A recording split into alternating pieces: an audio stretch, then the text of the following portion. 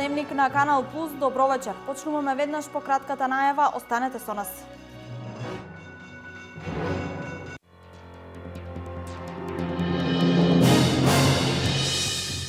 Сдруженијето Македонски Егеј од Штип денес одржа панихида во градската црква Свети Никола за паднатите борци и жртви од екзодусот на македонците од Егејска Македонија.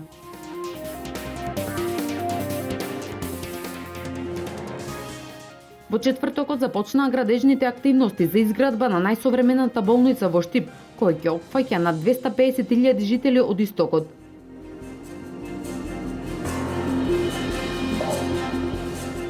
Пријавување за школата за иновации и предприемништво е до 10 март, а право на едукација имаат лица до 35 години.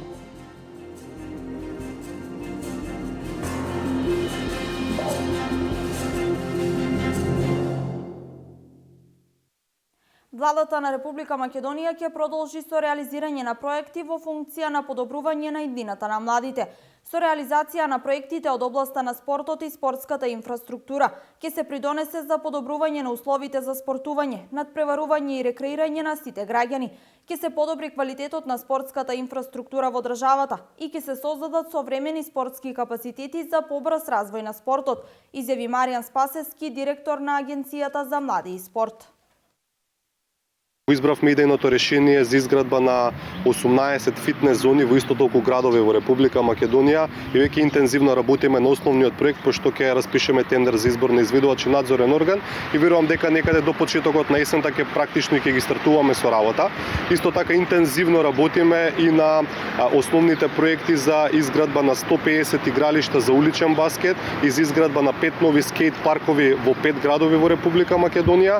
Досега во изминативе неколку години како резултат на повеќе годишната континуирана инвестиција во македонскиот спортски систем, изградени се вкупно 220 спортски објекти само преку Агенцијата за млади и спорт и секако во тој континуитет продолжуваме со тој интензитет продолжуваме и оваа година, именно само годинава продолжуваме со градба на вкупно 22 нови повеќе наменски спортски игралишта, 18 нови тениски терени и сето тоа дисперзирано во сите градови и општини во Република Македонија и практично да не постои населено место, да не постои општина во нашата земја која што не е инволвирана во сите овие проекти за капитална спортска инфраструктура.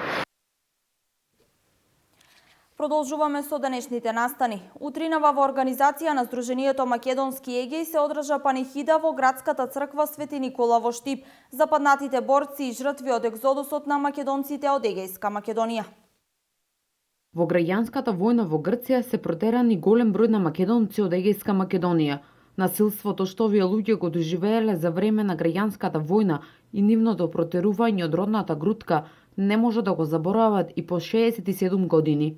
Теророт беше неопислив. Почна целото да се палат, да се колат, да се убиват, да се силуват и бевме принудени ние да излеземе со пушки низ планињето, да и браниме парво нашите семејства и ние. Ние сте насекаде протерани, скитити низ целиот свет. Во чест на 107-те паднати борци од Штип, кои исто така се и жртви на екзодусот на македонците од Егејска Македонија, секоја година Сдруженијето Македонски Егеј од Штип организира панихида. Мислам дека овие борци, овие херои заслужуваат да бидат спомнати, бидејќи денес што живееме во оваа слободна Македонија, тие се многу заслужни, па затоа и денес ќе порачам овие наши борци, херои да почиват во мир. Спомен паркот за борците и жртвите од екзодусот на македонците од Егејска Македонија, кој ќе сведочи за едноминато време, е поставен во црквата посветена на светите Константин и Елена во штипската населба Балканска.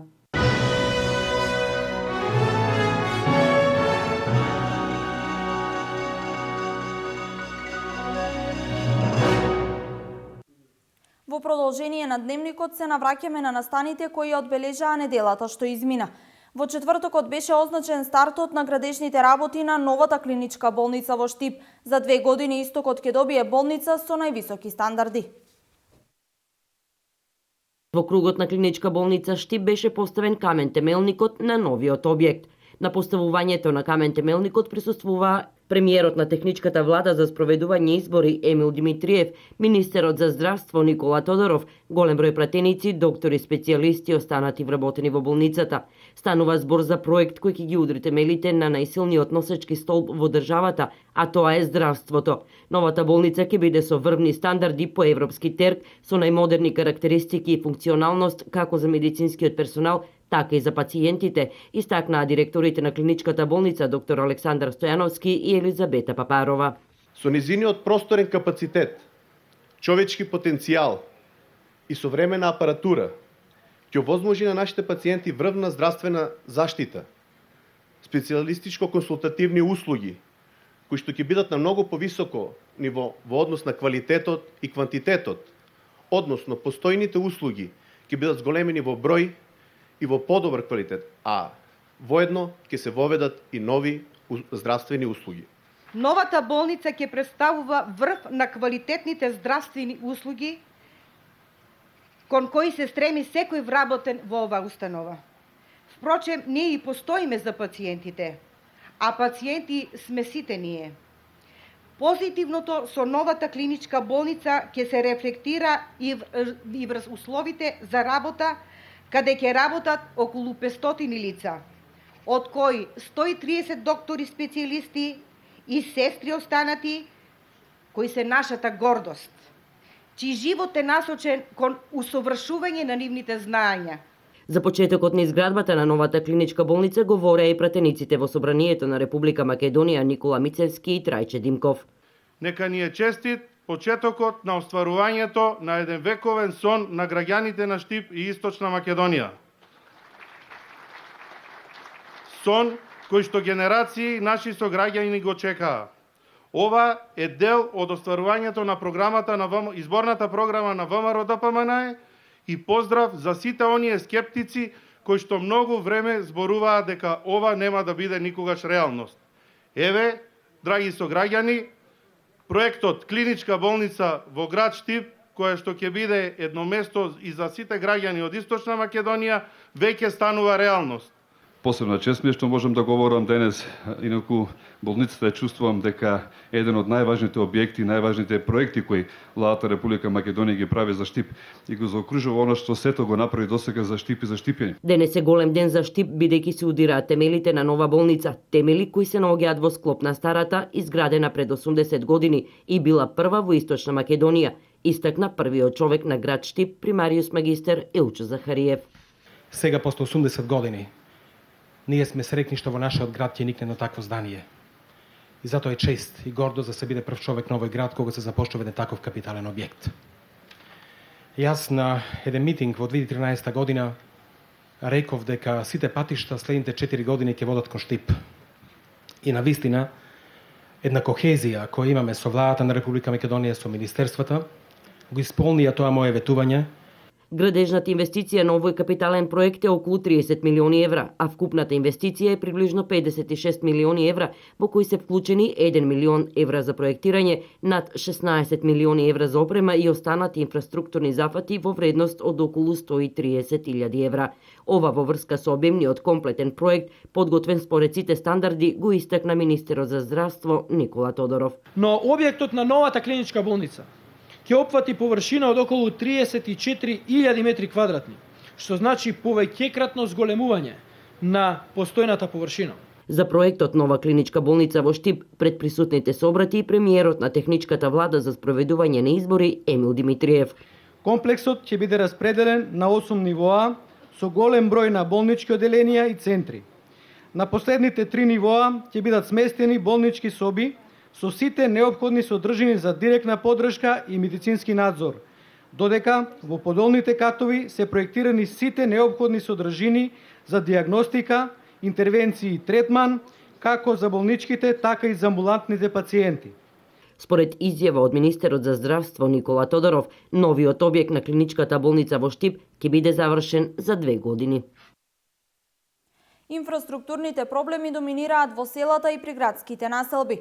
Во Штипска железничка улиците во најголем дел се обновени. Селата Врсаково и Долно Трогерци се поврзуваат со пат. Средба со жителите во овие места во четвртокот имаше председателот на ВМРО ДПМН Никола Груевски. Со богата агенда, председателот на владеачката партија ВМРО ДПМН Никола Груевски беше во посета на Штип и околината. Главната причина беше секако поставувањето на камен темелникот за изградба на клиничка болница, проект за кој, како што вели Груевски, не бил предвиден во програмата. Неодамна, кога пред околу година и половина или две, кога бев во Штип по повод отварањето на пуштањето во потреба на еден апарат во болницата, видов во каква состојба е болницата и дека планираната реконструкција, ние имавме преходно планирано да ја реконструираме, нема да заврши работа. Тогаш поразговарав со министерот за здравство, со министерот за финансии и со повеќе други соработници во владата и објаснувајќи ја состојбата дојдовме до заклучок дека ќе биде погрешен потек ако се оди само со реконструкција. Болницата е премногу стара, премногу руинирана и реконструкцијата само делумно ќе помогне. Покрај присуството на овој значаен настан, Груевски оствари средба со жителите на населба Железничка, каде слушајќи ги барањата на граѓаните, но и задоволството од спроведените проекти. Од градоначалникот на Штип, примариус магистер Илчо Захариев, председателот беше конкретно запознаен со предвидените проекти за предстојниот период. Сега заврши тендерот за сите улици во Горна Железничка и Долна и оному каде има една куќа ќе се асфалтираат и веруваме дека до крајот на април тоа ќе биде завршена работа. До крај на април? Да, тендерот е завршен. Планираме да направиме канализацијата и таму. Значи тоа е една улица. После тоа е асфалтирање ќе има на таа улица, а водоводот е крупен проблем во целиот овој дел. Кога планирате тоа со канализацијата? Па тоа би било оваа година ќе се заврши. До крај на годината ќе биде. Асфалтирањето на Каленица, на делот на улицата над силосите. Тука горе кружниот тек на улиците сите ќе бидат завршени и долното старото егејско мало, да, и тоа ќе биде завршено, ќе се заврши. Не е завршено, не е сврзано. Таа ќе завршиме. Значи тоа се завршена тендерска постапка, веќе до крајот на април вие ќе имате асфалтирани улици. Лидерот на ВМРО ДПМН изврши и увид на градежните работи за изградба на локалниот пат помеѓу штипските села Врсаково и Долно Тругерци. Со комбинирани средства, дел од владата, околу 17 милиони денари и дел од општината, околу 9 милиони денари, се гради комплетно нов локален пат кој што поврзува две населени места и кој што има повеќе кратно значење. Има големо значење за земјоделието, има големо значење за жителите што живеат во селата кои што се поврзуваат и населените места што се тука помеѓу. Одговарајќи на новинарско прашање, Груевски ја изрази и оценката за изградбата на автопатот Скопје-Штип. Работите се одвиваат согласно предвидената динамика. Веќе 93% од трасата е пробиена, а во голем дел веќе е асфалтирано. Во моментот се работи на повеќе квучки на овој автопат, така што автопатот се гради согласно динамиката, предвидената динамика и ќе се заврши на време. Председателот Груевски им порача на граѓаните кои од било која причина не ја искористиле можноста во 2009 година за легализација на диво изградените објекти, тоа да го направат до крајот на месецов. Последната шанса да си ги легализираат дивите градби, диво изградените нивни објекти, по 1 евро квадрат е 30 март оваа година, значи има уште 27 денови и не треба да ги пропуштат. Тоа е нивни имот, сами го изградиле, се мачеле, работеле, треба само да поднесат барање до општината во која што живеат.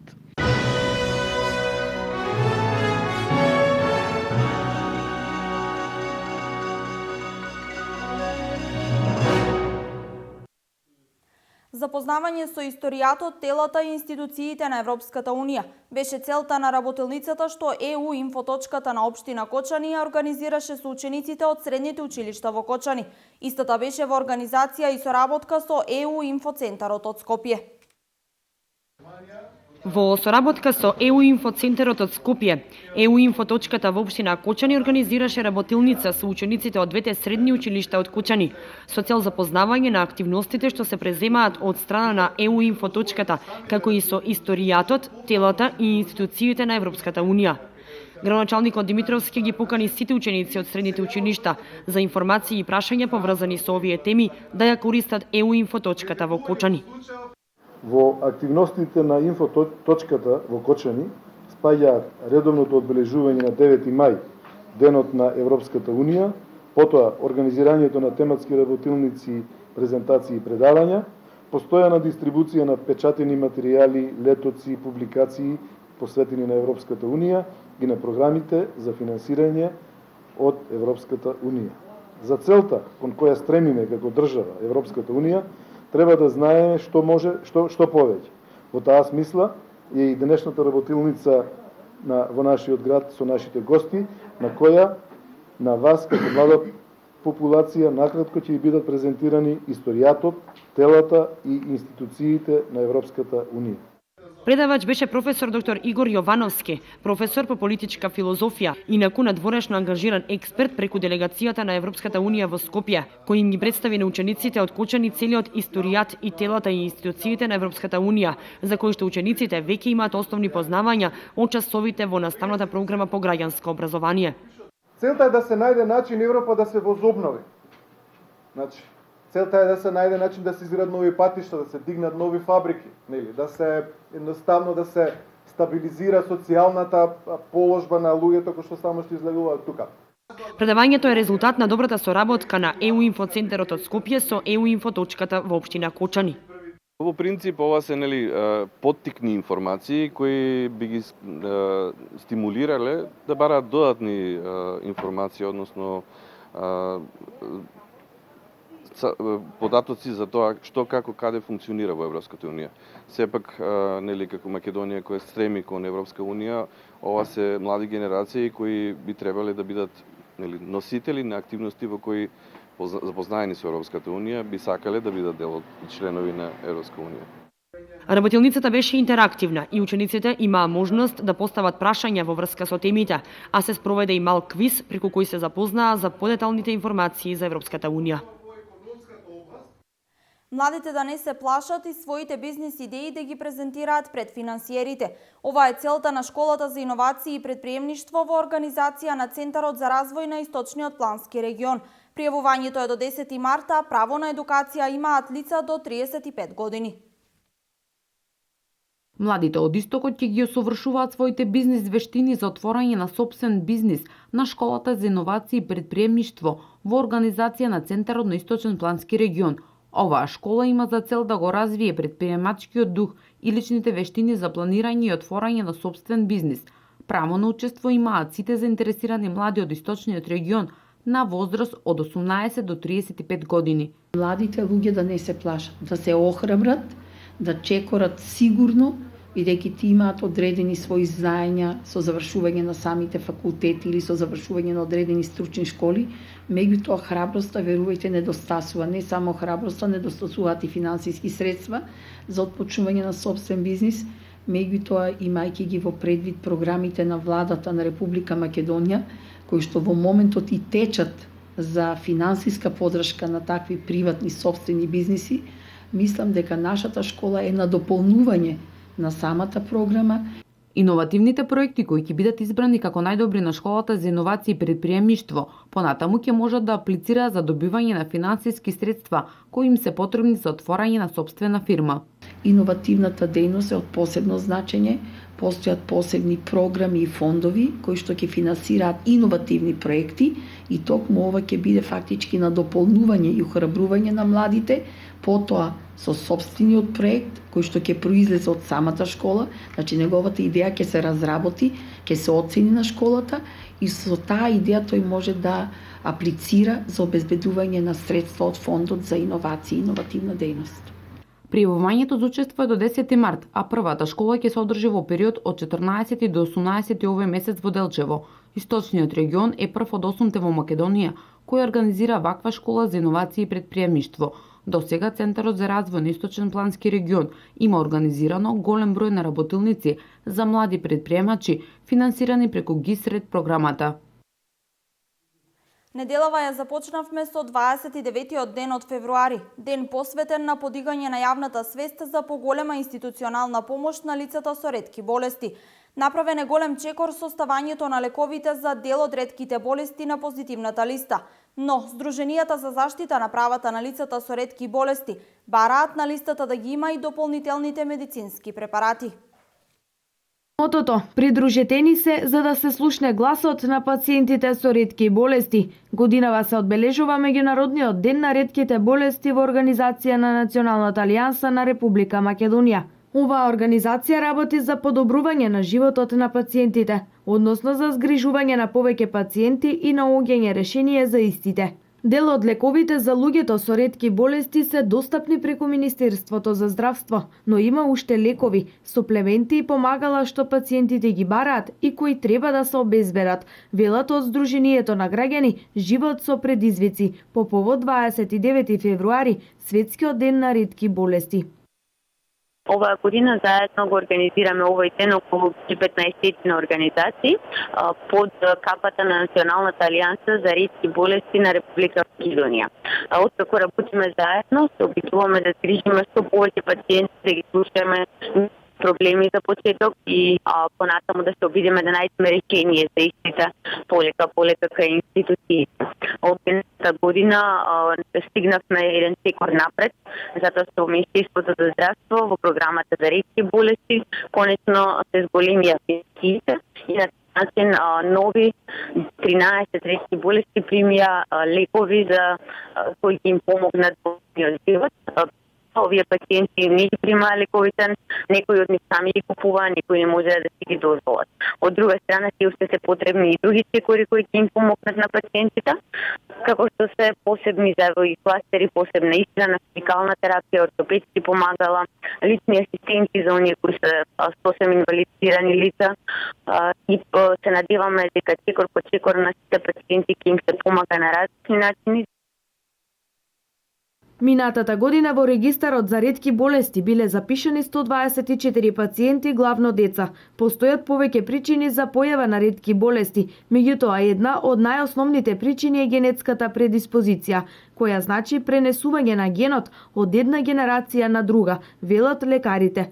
Но зошто токму децата се мета на оваа аномалија? Може да се појават и во фамилија каде најблиските на детето се сосема здрави, бидејќи како што реков, тоа не значи дека болеста може да се експонира кај секоја генерација. Може би неколку генерации да не постојат симптоми, меѓутоа да се јави кај детето, кај кое, ако се земе детална анамнеза, ќе се забележи дека мајката, ако нема тогаш бабата или членови од фамилијата на бабата, може да имаат вакво заболување. Ваквите заболувања, бидејќи се рачунаат како ретки заболувања, значи мала инциденца на заболувањето има во текот на во една популација, не се следат најчесто во еден град, бидејќи во Штип единствено такво заболување кое може да се следи би било да речеме цистичната фиброза и тоа само кај матичните доктори. Меѓутоа, тие деца се следат кабинетски, значи централизирано. Од цела Македонија се собираат на клиниката за детски болести и си има екипа која ги води, ги следи и понатамо прави превенција и лекување на симптомите на болеста. Значи, тоа е една од тие болести, тоа е цистичната фиброза, која во детската возраст ги ја испитуваме од моментот кога ќе се појават симптоми на болеста и ако докторот, било матичниот лекар или ние на оделението се посомневаме за постоење на истата. Од барањата на пациентите што се обратиле до ова здружение, утврдено е дека пациентите со ретки болести бараат на листата да се обезбедат дополнително околу 30 на лекови.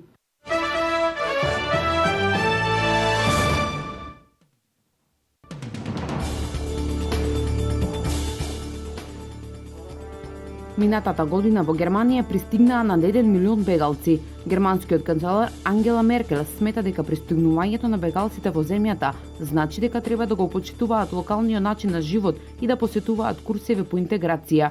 Од луѓето кои сакаат од нас заштита и азил, јас очекувам отвореност кон нашата земја и нашиот начин на живот, а исто така јас очекувам почитување на нашите закони. Оној кој има перспектива да остане, има право да го посетува интеграцијскиот курс кој вклучува 600 часа јазични лекции. Тоа исто така треба да се има во предвид, истакна Меркел во интервју во денешниот број на весникот Bild Adam Sonntag. Во исто време таа остро ја критикува партијата Алтернатива за Германија, која се залага против миграцијската политика на Меркел. Тоа не е партија која го спречува општеството или нуди соодветни решенија на сегашните проблеми. Таа се е предрасуди и делби, истакна канцеларката. Следната недела, 13 март, во 3 провинции ќе се одржат избори за локални парламенти.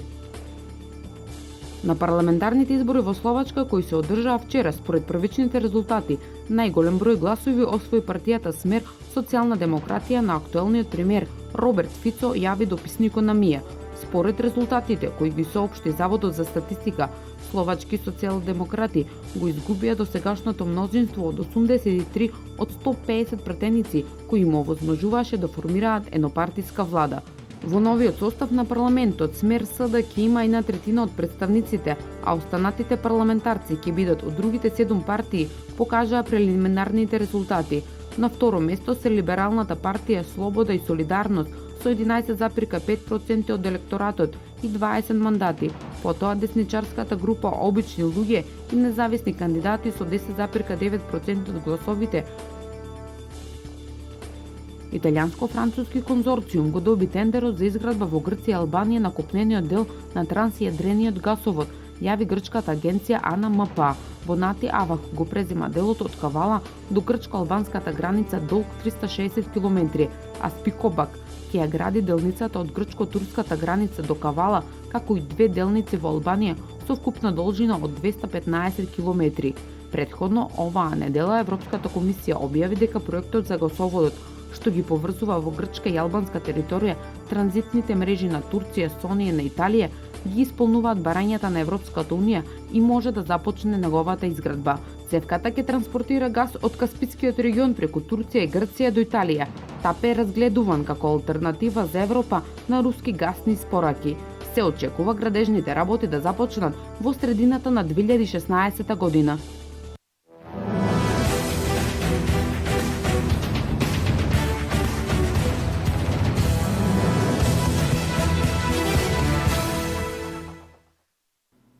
Македонската тениска репрезентација како петопласирана го заврши својот настав во третата евроафриканска зона во Дејвис купот. Нашите тенисери ја победија селекцијата на Црна Гора со 2:0. Македонија на овој турнир во Талин ги победи Албанија и Ерменија, но во одлучувачкиот дуел за пласман во полуфиналето доживеа пораз од Република Ирска со 2:1. Пласман во повисок ранг обезбедија репрезентациите на Кипар и Естонија, кои денеска славеа над Ирска, односно Молдавија.